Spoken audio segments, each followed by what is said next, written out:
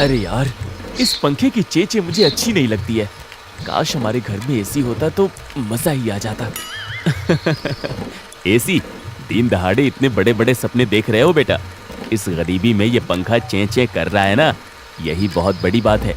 अगर ये बंद हो गया ना तो हाथ से पंखा करना पड़ेगा, समझा? अरे कब तक, आखिर कब तक हम ऐसी जिंदगी जिएंगे? क्या हम कभी कुछ बड़ा नहीं कर पाएंगे? अरे सब कुछ अपने समय से ही होता है यार। जब अपना समय आएगा तभी अपनी किस्मत पलटेगी, समझा ना? अरे यार तू भी ना, वही पुरानी घिसी पीटी बातें। मैं जा रहा हूँ बाजार, थोड़ी खुली हवा खाकर आऊंगा तो कुछ दिमाग चलेगा मेरा। तू यहाँ बैठ और सुन इस पंखे की चें। गुस्से में छुटकन बाजार की तरफ निकल जाता है और एक पेड़ के नीचे जाकर बैठ जाता है। वो आसपास आने वाले लोगों को बहुत ध्यान से देख रहा था और साथ ही साथ बाजार में दुकान लगाने वाले लोगों को भी देख रहा था। यहाँ लोग कितने भूखे हैं, जिसे देखो कुछ न कुछ खा ही रहा है। क्यों ना मैं भी कुछ खाने पीने का ठेला लगाऊं। अब हाँ, ये बहुत अच्छा विचार है। ये सोचकर छुटकन जल्दी से वापस घर जाता है और वहाँ आराम से गुड्डन से कहता है, अरे गुड्डन भाई, अब समझो कि हमारे घर भी एसी लगेगा है। लगता है तुमने कल ज्यादा ही ताजी हवा खा ली थी, तुम्हारे दिमाग में भी हवा ही भर गई है। अरे सच में गुड्डन, मैं मजाक नहीं कर रहा, मेरी बात ध्यान से सुन। अच्छा बोल।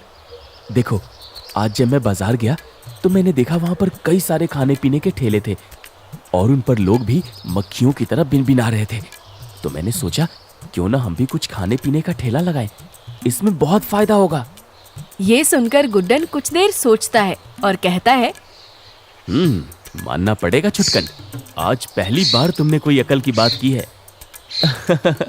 देखा, मुझे पता था कि तुम्हें मेरा ये आइडिया बहुत पसंद आएगा। मगर हम बनाएंगे क्या? अरे और क्या, तुम्हारा स्पेशल डोसा वो एकदम लाजवाब होता है और बाजार में डोसा का एक भी ठेला नहीं है। तो देखना, हमारा डोसा बहुत बिकेगा गुड्डन। मगर डोसा मैं क्यों बनाऊंगा? ओहो, देखो, खाना बनाने में मैं इतना माहिर नहीं जितना तुम हो, इसलिए सारा दिमाग लगाने के काम और बाकी सब छोटे मोटे काम मेरे। अब जैसे कि सारा सामान लाना और खाना बनाने की जिम्मेदारी तुम्हारी। क्यों, ठीक है ना? इसी तरह से हम साथ में अपना ठेला खोलेंगे। ठीक है, मुझे मंजूर है। ठीक है, फिर मैं आज ही हमारे बचाए हुए पैसों से जाकर सारा इंतजाम कर लेता हूँ। अच्छा, मगर ये तो बहुत रिस्क वाला काम है ना। एक तो हमारे पास कोई काम धंधा नहीं है, ऊपर से सारे बचे हुए पैसे तुम ले जाओगे तो फिर आगे कोई मुसीबत आ गई तो? अरे यार, अब कोई मुसीबत नहीं आएगी, अब सब अच्छा ही अच्छा होगा। अब मैं जा रहा हूँ सब इंतजाम करने। ओह, बस तुम पहले जरा इस पेपर पर साइन कर दो। पेपर? कैसा पेपर? हाँ, पहले हमें एक ठेला उधार लेना पड़ेगा ना, तो इस कागज पर उसी के बारे में बातें लिखी हैं। अरे ज्यादा कुछ खास बात नहीं है। अच्छा ठीक है, लाई दो। छुटकन गुड्डन का साइन लेकर चला जाता है और बाजार से पहले डोसा बनाने का सारा सामान ज्यादा मात्रा में खरीद लेता है और एक ठेला भी उधार ले आता है। अगले ही दिन दोनों दोस्त सुबह सुबह नए डोसे के ठेले का शुभारंभ करते हैं। चलो छुटकन, शुरू करते हैं गरम गरम डोसे बनाना। ठीक है गुड्डन, तब तक मैं सांभर के लिए ये सब्जियां काट देता हूँ ताकि तुम बाद में इससे सांभर बना देना। और नारियल चटनी भी बस तैयार ही है। हाँ ठीक है, अभी देखता हूँ। गुड्डन जल्दी से पहले सांभर बना देता है और फिर गरम गरम तवे पर डोसा बनाने लगता है। सांभर और डोसे की खुशबू से बाहर में घूम रहे लोग ठेले की तरफ खींचे चले आते हैं। अरे भैया, बड़ी अच्छी खुशबू आ रही है। अरे खाने में तो इसका स्वाद खुशबू से भी ज्यादा लाजवाब होगा मैडम जी। बताइए, एक प्लेट मसाला डोसा लगा दो फिर। हाँ हाँ भैया, लगा ही दो। अब मुझसे रहा नहीं जा रहा, वैसे भी बड़े दिन से डोसा नहीं खाया। गुड्डन जल्दी से गरम गरम डोसा बनाता है और छुटकन उसे थाली में सजाकर उसमें सांभर और नारियल की चटनी डालकर उस औरत के सामने पेश कर देता है। औरत जैसे ही डोसा खाती है, अरे वाह, क्या कमाल स्वाद है इसका, मजा आ गया। कितना चटपटा सांभर और डोसे का आलू तो और भी बढ़िया, मजा ही आ गया। मजा तो आना ही था, ये हमारे गुड्डन बाबू का स्पेशल डोसा जो ठहरा। औरत को डोसे की इतनी तारीफ करते देखकर और भी लोग ठेले पर आने लगते हैं। देखते ही देखते बाकी ठेलों की तरह छुटकन और गुड्डन के ठेले पर भी लोगों की भीड़ जमा हो जाती है। वाह भैया, क्या डोसा बनाते हो। अब से हम तुम्हारे ही ठेले पर आएंगे और डोसा खाएंगे। सही कहा भाई, मैं तो मेरी बीवी के लिए भी पैक कराऊंगा। आजकल बड़ा गुस्सा रहती है मुझ पे, ये खाकर जरूर मान जाएगी। ये सुनकर सभी लोग हंसने लगते हैं। इस तरह से कुछ दिन बीत जाते हैं और गुड्डन छुटकन का ठेला अच्छा चलने लगता है। उन्हें काफी फायदा भी हो रहा था। लेकिन एक दिन गांव में शहर का एक अमीर आदमी प्रीतम आता है और वो सभी गांव वालों से कहता है, भाइयों और बहनों, मैं इस गांव में इसलिए आया हूँ क्योंकि मुझे इस गांव में एक होटल खोलना है। उसके लिए मुझे कुछ अच्छा खाना बनाने वालों की जरूरत है। इसलिए मैं गांव में कंपटीशन करवाऊंगा। जो भी उसमें अच्छा खाना बनाकर जीत जाएगा उसे मैं अपने होटल में रख लूंगा और उसे खूब अच्छी तनख्वाह भी मिलेगी, पूरे 20,000 रुपए। प्रीतम की तो ये बात सुनकर पूरे गांव के ठेले वालों में अफरा तफरी मच जाती है। सभी को कंपटीशन में हिस्सा लेना था और जीतना भी था। उसी में गुड्डन भी था। वो छुटकन से कहता है, छुटकन, हम लोगों को भी इस कंपटीशन में भाग लेना चाहिए। मैंने तो सोच लिया है, हम अपना खास डोसा बनाएंगे। ये सुनकर छुटकन को मन ही मन बड़ा गुस्सा आता है। वो सोचता है, अच्छा, तो ये सयाना तो अपना वो खास डोसा बनाकर उस कंपटीशन में जीत जाएगा और वहाँ काम करने लगेगा और मिलेगा बाबा जी का ठुल्लू। फिर मेरे ठेले का क्या होगा? वैसे भी मुझे तो कुछ बनाना नहीं आता। अब नहीं, मैं इसे जीतने नहीं दे सकता। अभी तो ठेला शुरू किया था, तो फिर से मैं रोड पे आ जाऊंगा। छुटकन के मन में तो ये षड्यंत्र चल रहा था, मगर फिर भी वो गुड्डन से कहता है, अरे तुम तो जानते ही हो ना गुड्डन, मुझे कहाँ अच्छा खाना बनाना आता है। तुम ही हिस्सा लो इस कंपटीशन में और तुम जरूर जीतोगे।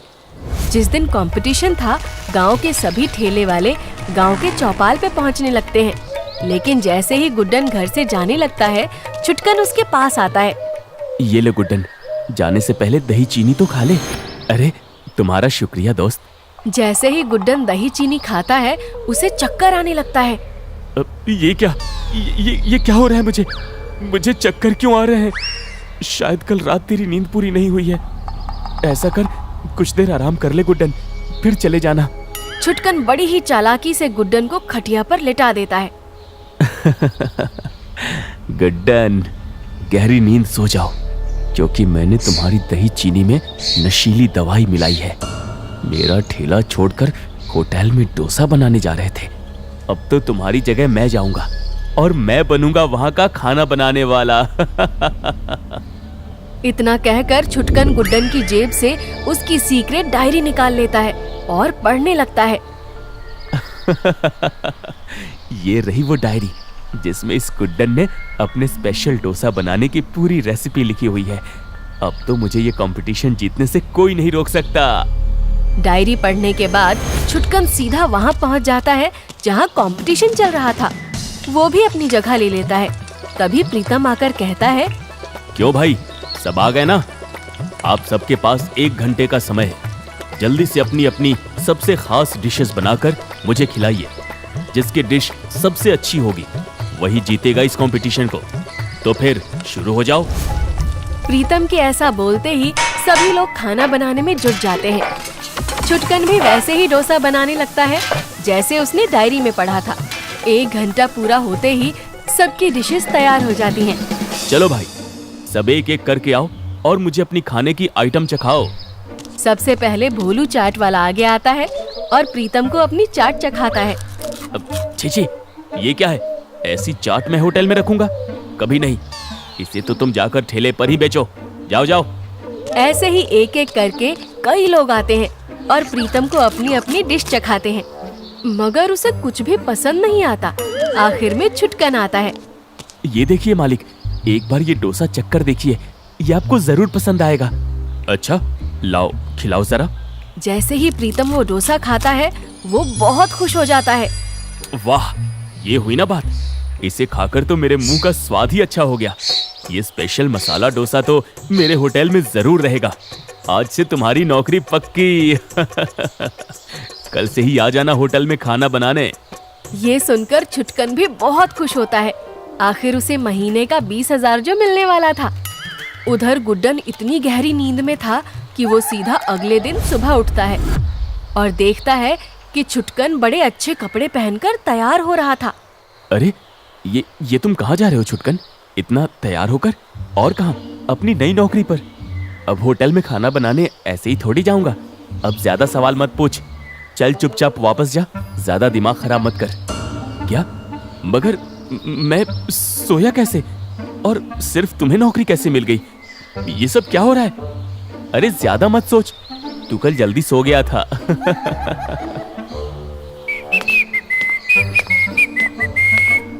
इतना कहकर छुटकन वहाँ से चला जाता है, लेकिन गुड्डन को कुछ भी समझ नहीं आ रहा था।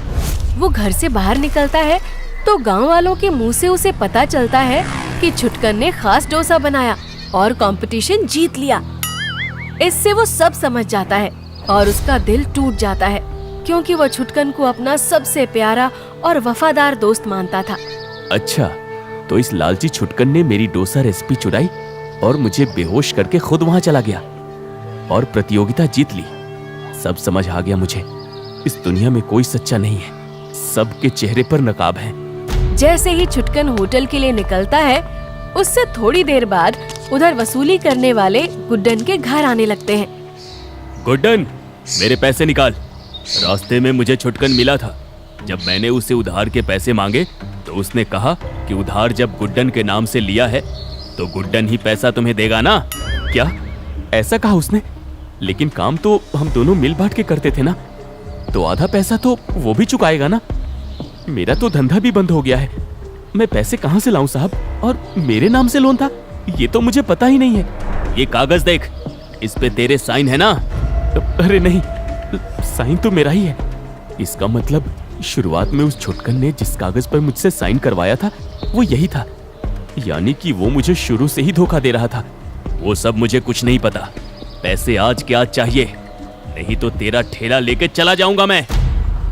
पैसे तो नहीं है साहब। अरे पता नहीं कहां से आ जाते हैं मुंह उठाकर उधार लेने, जेब में एक फूटी कौड़ी नहीं होती है तो। सुन गुड्डन, अभी तेरा ठेला ले जा रहा हूं मैं। अगर 5 दिन में मुझे पैसे नहीं मिले तो मेरे गुंडे तुझसे कैसे भी करके सारे पैसे वसूल कर ही लेंगे, समझा? गुड्डन अपना ठेला जाते हुए देख बहुत उदास हो जाता है, मानो किसी ने उससे उसकी जिंदगी छीन ली हो। वो सोचने लगा कि उसके साथ कितना बड़ा धोखा और अन्याय हुआ है। ये सब देख गुड्डन ने एक योजना बनाई। गुड्डन उस होटल की तरफ निकल पड़ता है जहाँ छुटकन काम करता है। वो होटल के अंदर जाता है और होटल में प्रीतम के पास जाकर कहता है, साहब मैं बड़ा गरीब हूँ, मुझे अपने यहाँ वेटर की तरह रख लीजिए। हैं? नहीं नहीं, सब स्टाफ पहले से ही आ गया है, अब और किसी के लिए जगह खाली नहीं है। साहब मैं बहुत गरीब हूँ, आप मुझे आधी तनख्वाह पर भी रख लेंगे तो मैं काम करने के लिए तैयार हूँ। अब आपको मेरी बीवी बच्चे दुआएं देंगे साहब, मैं हाथ जोड़ता हूँ, प्लीज साहब। अब अच्छा ठीक है, अब जाओ, जाकर अपनी यूनिफॉर्म पहन लो और अच्छा काम करना, ठीक है? जी शुक्रिया साहब। गुड्डन वेटर की यूनिफॉर्म पहन लेता है और काम पर लग जाता है। उधर छुटकन ज्यादातर रसोई में रहता था, तो उसे गुड्डन के आने की कोई खबर ही नहीं थी। अरे तुम ही हो क्या वो नए वेटर जिसे साहब ने काम पे रखा है? हाँ मैं ही हूँ। अब ओह ठीक है, हमारे होटल की खासियत है स्पेशल डोसा। हमारे शेफ छुटकन उसे बनाते हैं और जितने भी लोग यहाँ आते हैं सिर्फ डोसा ही खाते हैं। ओह शेफ छुटकन, वाह नालायक कहीं का, धोखेबाज। क्या तुमने कुछ कहा क्या? अरे नहीं, मुझे कुछ याद आ गया था। हाँ तो तुम क्या कह रहे थे? तो जाओ हर टेबल पर ऑर्डर लो, जाओ। जी बिल्कुल। गुड्डन वो वाली टेबल पर गया जहाँ 2 औरतें बैठी हुई थी। वेटर लाओ मेन्यू दिखाओ। क्या मेनू? अरे ये आप कैसी बात कर रही हैं मैडम, यहाँ जो भी आता है वो सिर्फ छुटकन का ही डोसा खाने आता है।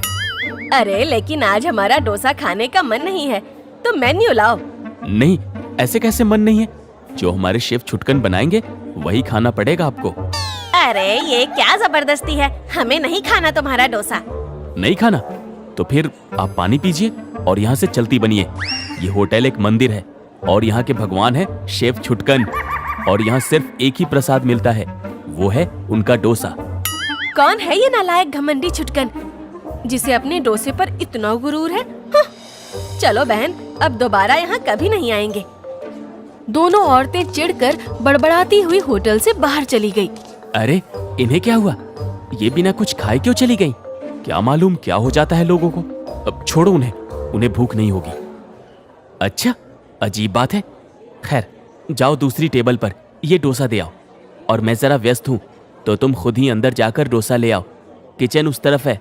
हाँ हाँ बिल्कुल, अभी जाता हूँ। गुड्डन रसोई में जाता है और छुटकन उसे देखकर दंग रह जाता है। तू यहाँ? अरे तू यहाँ कैसे आया? तुझे अंदर किसने घुसने दिया?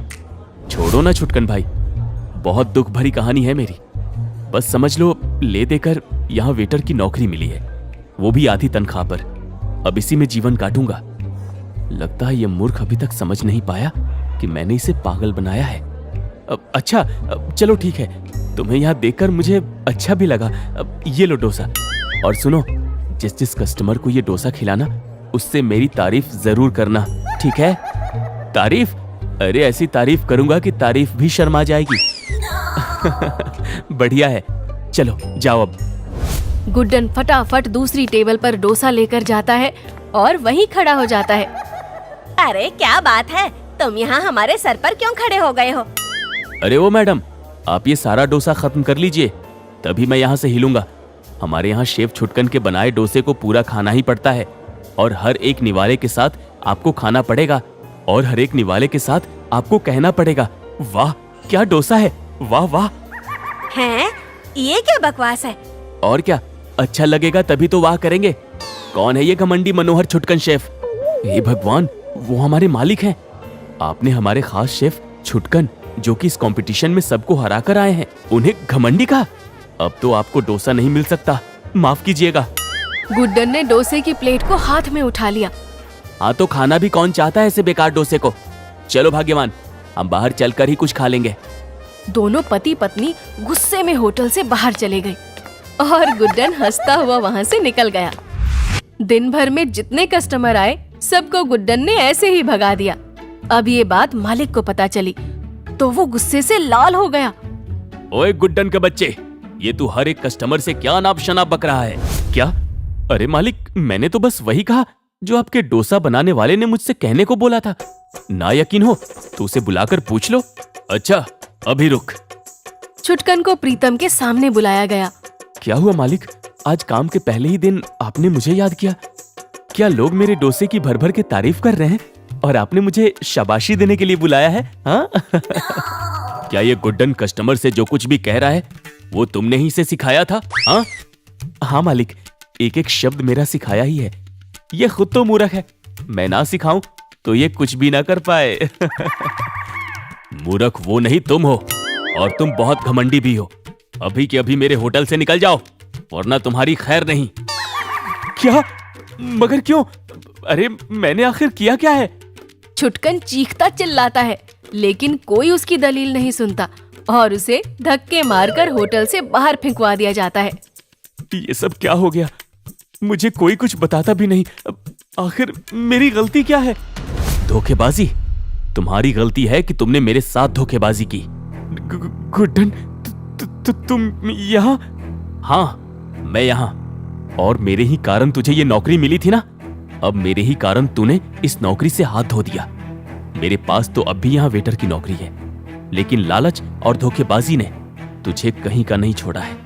अब तू जा और फिर से दिमाग लगा, शायद कोई तुझे अपने ठेले पर बर्तन धोने के लिए रख ले।